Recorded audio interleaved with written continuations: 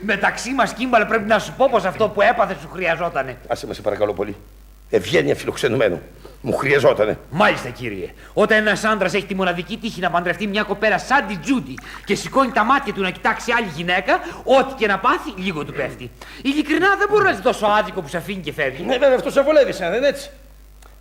Μην παίζει την αλυσίδα σου, παιδάκι μου. Μην παίζει την αλυσίδα σου. Με φτάνουν οι σκοτωρούς μου. Να έχω και εσένα εδώ μέσα με το παιχνιδάκι σου τώρα. Με συγχώρησε, δεν το ήξερα ότι σε ενοχλώ. Όλα όσα κάνει με ενοχλούν, παιδάκι μου. Και αυτά τα άρβιλα που φοράς με ενοχλούν. Να πας να αγοράσεις παπούτσια όπως όλος ο κόσμος. Που μου ήρθε με πότε πυροσβέστη εδώ μέσα. Να τα Άκουσε, Κίμπαλ. Καταλαβαίνω πως δικαιολογημένα είσαι κακόκεφος. Εγώ όμως δεν σου φταίω σε τίποτα αν η Τζούντι σε έπιασε στα πράσα. Όπως λέμε και στην Καλιφόρνια, όποιος χορεύει, αυτός πληρώνει τα όργανα. Ορίστε, ξελόγησε καλά-καλά τη γυναίκα μου, λέει και παροιμίες από πάνω τώρα. Δεν με νοιάζει τι σκέφτεσαι, Κίμπαλ. Η αλήθεια όμως είναι πως η στάση μου απέναντι στη Τζούντι υπήρξε άψογη. Και στο κάτω-κάτω μην ξεχνάς ότι εσύ φαγώθηκες να με κρατήσεις όνει και καλά εδώ το Σαββατοκύριακο για να σου βγάζω έξω τη γυναίκα. Ένας άλλος στη θέση μου. Ότι υπήρξε εθελοντής, παιδί μου, υπήρξε. Έχεις απόλυτο δίκιο, τι να σου πω. Μπέρτ, τηλεφώνησε το ταξί σου. Ναι, όπου να έρχεται. Θα προλάβεις το αεροπλάνο σου. Έχω μια μισή ώρα καιρό.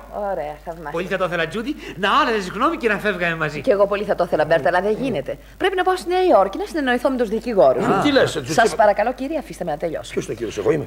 Ελπίζω σε λίγες μέρες να έχω ξεμπερδέψει, Μπέρτ. Οπότε παίρνω το αεροπλάνο και έρχομαι να σε βρω στο Ρένο. Εντάξει! Ίσα ίσα που θα ξεμπερδέψω κι εγώ κάτι δουλειές που έχω στο Τέξας Ναι. και παίρνω από εκεί το αεροπλάνο για το Ρένο. Θαυμάσια. Δεν μπορείς να φανταστείς τι όμορφα θα περάσουμε. Ναι. Είμαι βέβαιος πως το Ρένο θα σ' αρέσει πάρα πολύ. Μα χρυσέ μου, Μπέρτ, ανυπομονώ να το γνωρίσω. Μα πού να πάρω διάλογο, Τζούντι, σύνδελθε επιτέλους.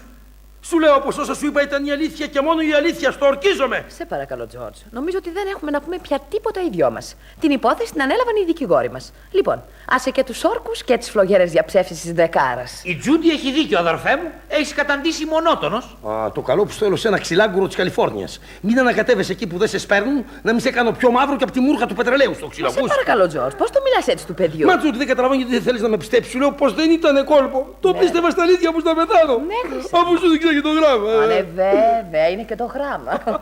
Μεταξύ μας, Τζόρτζ, πότε το σκάρωσες? Μόλις είδες ότι δεν έπιασε το κόλπο Όχι, σου? Τζουντάκι μου, όχι, χρυσό. Το τύχες μια περιπέτεια, χρυσέ μου. Ήταν κιόλας αρκετά απέσιο. Δεν είχα πουλάκι. Αλλά να προσπαθείς να μου ρίξεις τάχτη στα μάτια λέγοντας με αυτό το μακάβριο ψέμα. Είναι. Τι να σου πω.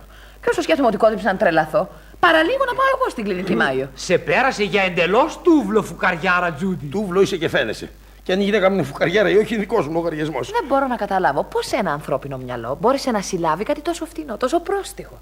Ακούσε εκεί να πει στη γυναίκα σου ότι πρόκειται να πεθάνει. Μα που το πίστευα στα αλήθεια σου λέω. Έλα, χρυσέ μου, Τζόρτζ, πες μας και κανένα ψέμα. Μας πέθανε στις αλήθειες.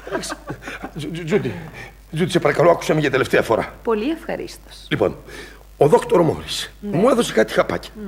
Με παρακολουθείς? Βεβαίως. Λοιπόν, εσύ με παρακολουθείς. Γύρισε από εκεί. Φράς. Να τα μέσα. Λοιπόν, παίρνω τα χαπάκια, παιδάκι μου, και μπαίνω στην κουζίνα να βάλω λίγο ποτήρι σε ένα νερό. Μπήκα, τα βάλα, βγαίνω από την κουζίνα. Βρίσκω τον δόκτωρα Μόρις εκεί να τηλεφώνει πισόπλατα. Μάλιστα. Τον ακούω να μιλάει για κάποιον άρρωστο που πρόκειται να πεθάνει. Νομίζω ότι ο υποψήφιος μακαρίτης είμαι εγώ. Λοιπόν, αυτό είναι ρε παιδιά, δεν έχει άλλο να σας πω. Και περιμένεις από μένα να σε πιστέψω. Δεν τα τρώω εγώ αυτά. Φάτα σε παρακαλώ.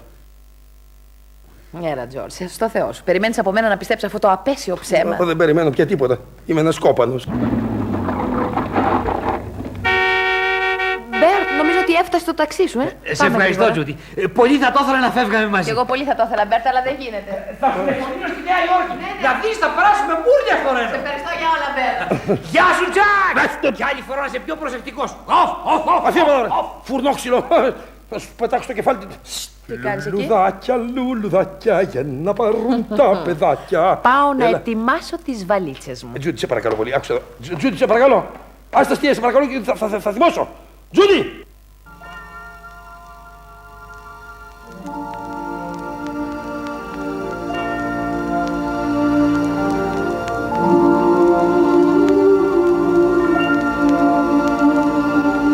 Θεέ μου, δεν είναι δυνατόν.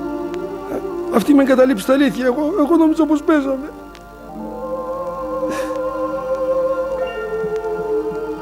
Τι θα πω, γίνω μονάχος μου τώρα. 10 χρόνια μου τα έφερνα όλα στο χέρι. Χωρίς την Τζούντι πάει, εγώ χάθηκα. Θα αρχίσω να ξεπέφτω. Θα ξεπέφτω. Ποιος ξέρει. Μπορεί μια μέρα να καταντήσω να ζητιανεύω στους δρόμους.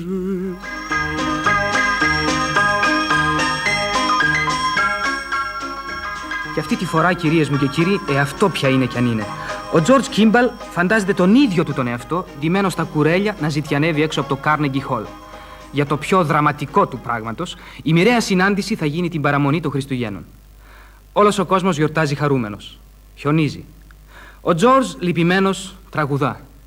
Δεν έχω σπίτι ο φτωχός, δεν έχω ούτε ψωμάκι, ούτε δεκάρα δυστυχώς, να πιω ένα ποτηράκι.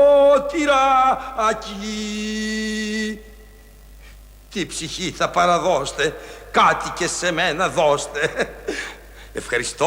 Ευχαριστώ καλή μου κυρία. Καλά Χριστούγεννα, ο Θεός να σας έχει καλά κυρία μου. Τι χαρούμενη ημέρα είναι αυτή των Χριστουγέννων. Ελεήστε με να ζήσουν οι γονείς που σας εγέννων. Ο Μπέρτ, κοίταξε αυτό το φουκαριάρικο γεροντάκι. Δώσ' του αγάπη μου τίποτα ψηλά να κάνει και αυτό Χριστούγεννα. Ναι, λατρεία μου, αμέσως να του δώσω. Πάρε παππούλι. Ο Θεός να σας ευλογεί καλέ μου κύριε και εσάς και την ευγενική σας κυρία. Αμάν. Μπέρτ, κοίτα, ο Τζόρτζ. Ο Τζορτζ, βρε καλά λες, ο Τζορτζ Κίμπαλ. Βρε, πώς κατάντησες έτσι, Τζακ. Τζορτζ, που να πάρω διάλος. Πάρ' το. Δεν έχω ανάγκη από την ερημοσύνη σου. Ευχαριστώ. Συμβαίνει να τα βγάζω πέρα μόνος μου. Μα Τζόρτζ, πώς μπορεί να τα βγάζεις πέρα μόνος σου, εδώ, ζητιανεύοντας τους δρόμους. Απλούστατα. Κάθε δολάριο που μπαίνει στην τσέπη μου είναι εντελώς αφορολόγητο. Και όχι μόνο τα 27,5% όπως με τις πετρελαιοπηγές σας. Να σας πω ένα τραγουδάκι. Είναι δική μου σύνθεση. Δώστε μου ψωμί να ζήσω. Είμαι γέρος, θα ψοφήσω. Στέρεψαν τα δάκρυα μου. Ήδη Τζούντι μακριά μου. Ω Θεέ μου, είναι τρομερό. Πάμε αγάπη μου, αρκετά αναστατώθηκες. Το ζεστό φαΐ μου λείπει.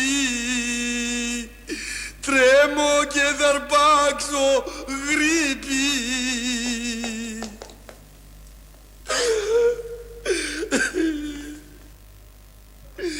Βοηθήστε με εργάτες, έχω να ταΐσω γάτες.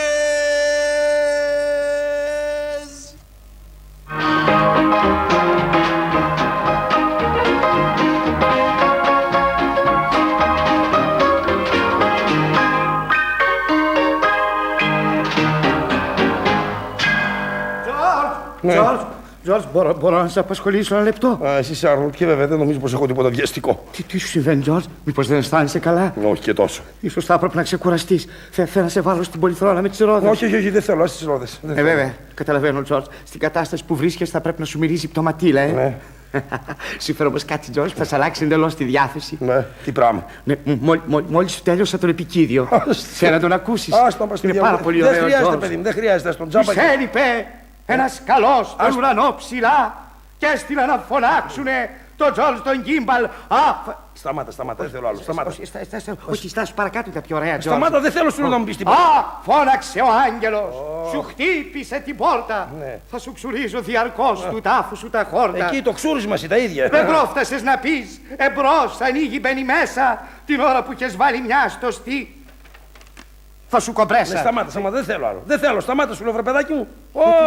Τι συμβαίνει, Με τάραξε το ξούρισμα. Μήπως δεν σου αρέσει? Όχι, τι αστεία, αριστούργημα είναι. Θα σου ξουρίζω διαρκώς. Εντάξει, ξούρισες τώρα, φτάνει το ξούρισμα. Άστο να πάει στο διάλογο, δεν χρειάζεται. Γιατί, αυτό. Τζορτζ? Γιατί αλλάξαν τα τέρμινα, παιδί μου, δεν πεθαίνω. Να. Όχι, πήρες την απόφαση να παλέψεις, ηρωικέ μου Τζόρτζ. Έτσι σε θέλω. Να πάω να σου ξουρίσω το γρασίδι. Α, είσαι και ανόητος, δεν καταλαβαίνεις τι σου λέω. Παιδάκι μου, έγινε λάθος. Πριν από λίγο ο δόκτωρ Μόρις μου είπε ότι είμαι εντελώς καλά. Λέει ότι θα σας τάψω όλους. Φύλαξέ τον αυτό το λόγο να τον εκφωνήσω εγώ λοιπόν. Άντε. Τα μπέρδεψα. Δηλαδή, στα αλήθεια δεν πεθαίνει, Τζόρτζ. Αν τι στα ψέματα. Μα αυτόν υπέροχο, Τζόρτζ. Δεν είναι. Έτσι που ήταν τα πράγματα, μωρέ Άρνολντ, καλύτερα να πέθαινα, ξέρεις. Τι λόγια είναι αυτά που λες. Καλά, δεν μου λες, σε παρακαλώ, Τζόρτζ. Τι είχε συμβεί, και έκανα λάθος στην εκτίμηση, μήπως ανακάλυψαν κανένα καινούριο φάρμακο. Μπα, τίποτα από αυτά. Παρεξήγηση είχε γίνει. Παρεξήγηση. Ναι. Μα καλά, εσύ δεν μου είχες πει ότι. Ναι, σου είχα πει, αλλά έκανα λάθος. Σου ζητώ συγγνώμη. Όχι τώρα, δηλαδή, εδώ που τα λέμε, εγώ δεν ξέρω αν πρέπει να συγχωρέσω. Γιατί εγώ. Πρέπει να σε πάρω διάλογο να σε πάρει. Με κάνεις να πίνω 3 μερόνυχτα από τη λύπη μου. Άσε πέρασα 2 μέρες και 2 νύχτες άγλυπνος για να σου γράψω τον επικίδιο. Και τώρα είσαι το θράσος να μου πεις πως δεν πεθαίνεις. Μωρέ, καλό είσαι εσύ. Τι πρέπει να κάνω, να πεθάνω για να σε ευχαριστήσω. Δηλαδή, λυπάμαι πολύ, τι να σου πω. Εγώ τώρα αισθάνομαι σαν βλάκα την περικεφαλαία. Ακούσε κύριε, εγώ κάθομαι να κλαίω, να πίνω και να γράφω. Και του ξυρίζω και το γρασίδι. Σου είπα, λυπάμαι πολύ. Δεν μου λες. Και η Τζούτη τι λέει τώρα. Το ξέρει πως δεν πεθαίνεις. Ναι, το ξέρει. Και πώς το πήρε. Πώς το πήρε. Άστα μη στα λέω πώς το πήρε. Με το δίκιο της. Δεν μπορείς να λες και να ξελες. Και καθώς σε ξέρει και για υποχόνδριο, φυσικό είναι να πίστεψε πως την κορόιδεψες. Δεν είναι αυτό, Άρνολντ. Αλλά τι είναι. Νομίζει ότι έχω φιλενάδα. Και ότι εσκάρωσα όλη αυτή την ιστορία για να σκεπάσω την απιστία μου. Καταλαβαίνεις. Τι γελάς μόνο, τι γελάς, δεν καταλαβαίνεις σου λέω. Φαντάζομαι, Τζορτζ. Τώρα δεν σε φύρει να ξεμητήσεις. Μα δεν είναι για μένα να ξεμητήσω. Ξεμητίζει η Τζούντι για καλά. Δηλαδή, Φεύγει και με εγκαταλείπει. ο Θεέ μου. Πάει στο Ρέο να πάρει διαζύγιο. ο Θεέ μου. Καλά, και δεν προσπάθησε να της εξηγήσεις. Δεν θέλω να ακούσει λέξη. Ρε Άρνολντ, σε παρακαλώ πολύ, εσύ σαν δικηγόρος που είσαι. Μάλιστα. Μπορείς να μου δώσεις μια συμβουλή. Ναι, Τζορτζ. Παιδάκι μου, όταν μια γυναίκα νομίζει ότι ο άντρας της έχει φιλενάδα, Μάλιστα. πώς μπορείς να την πείσεις για το αντίθετο. Δεν μπορείς. Αποκλείεται. Ναι, αλλά εγώ δεν έχω φιλενάδα. Το ίδιο κάνει. Μα εδώ το Σύνταγμα λέει πως ένας άνθρωπος θεωρείται αθώος μέχρι να αποδείξει τους ενοχής του. Αχ, οι γυναίκες έχουν δικό του σύνταγμα, Τζορτζ. Τους φτάνουν μονάχα οι ενδείξεις για να σε καταδικάσουν σε θάνατο. Δηλαδή δεν υπάρχει για μένα κανένα ένδικο μέσον. Θα πάω χαμένος εγώ έτσι. Όχι, έτσι. Ωραία. Στάσου, Τζορτζ. Στην περίπτωσή σου μόνο μια λύση υπάρχει. Πέστε μου λοιπόν. Ομολόγησε Ναι. και παρακάλεσέ την να συγχωρέσει. Εντάξει. Να με συγχωρέσει. Γιατί πράγμα να με συγχωρέσει. Που είχες φιλενάδα. Μα δεν είχα φιλενάδα. Είχες, δεν είχες να ομολογήσεις. Α, όχι. Παπα, δεν μπορώ να παραδεχτώ κάτι για το οποίο δεν είμαι ένοχος. Μα προς γιο σου, Τζορτζ, μονάχα εσύ το ξέρεις πως δεν είχες φιλενάδα. Οι γυναίκες όμως είναι απολύτως βέβαιοι πως είχες. Παραδέξου το λοιπόν και σε μπέρδευε. Πάει καλά. Θα ακολουθήσω τη συμβουλή σου. Οκ, Τζορτζ. Στο κάτω-κάτω φίλος μου είσαι.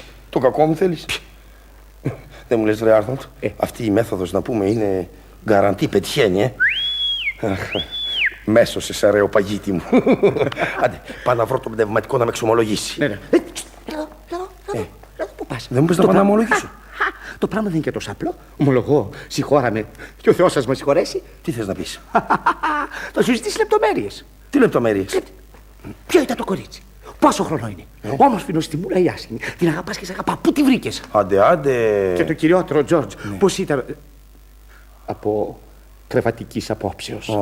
Εδώ πες μου εσύ που ξέρεις πώς ήταν, γιατί εγώ δεν ξέρω τι να πω. Εδώ, Τζορτζ. Μάλιστα. Όχι και σπουδαία πράγματα. Όχι και σπουδαία πράγματα. Μάλλον βαρετή στο κρεβάτι. Μάλλον βαρετή στο κρεβάτι. Γιατί. Όπως και να ήταν μια άλλη γυναίκα, Τζορτζ, ναι. ο άντρας πρέπει πάντα να λέει πως δεν άξιζε και πολύ. Η άλλη. Η άλλη. Για να κολακέψει τη γυναίκα του. Λέει ότι η άλλη δεν άξιζε πολύ.